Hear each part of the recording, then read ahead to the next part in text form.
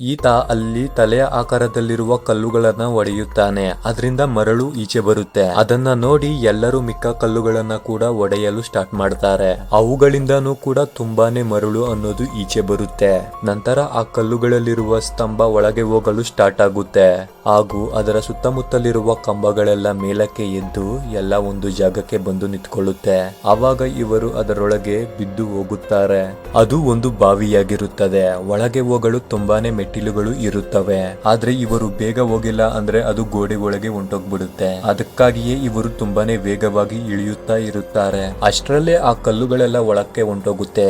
ಅವಾಗ ಅವರು ನೀರಿಗೆ ಬಿದ್ದೋಗುತ್ತಾರೆ. ಅವರು ಅಲ್ಲಿಂದ ಇನ್ನ ತುಂಬಾನೇ ಒಳಗೆ ಹೋದಾಗ ಅಲ್ಲಿ ತುಂಬಾನೇ ಚಿನ್ನದ ವಸ್ತುಗಳು ಅನ್ನೋದು ಇರುತ್ತೆ. ಅಲ್ಲಿ ಈತನಿಗೆ ಒಂದು ಶಕ್ತಿವಂತವಾದ ಬುರುಡೆ ಸಿಗುತ್ತೆ. ನಂತರ ಈತ ಅದನ್ನು ಅಲ್ಲಿರುವ ಗೋಡೆಗೆ ಇಟ್ಟ ನಂತರ ಇನ್ನೊಂದು ರಹಸ್ಯವಾದ ಬಾಗಿಲು ತೆರೆದುಕೊಳ್ಳುತ್ತದೆ.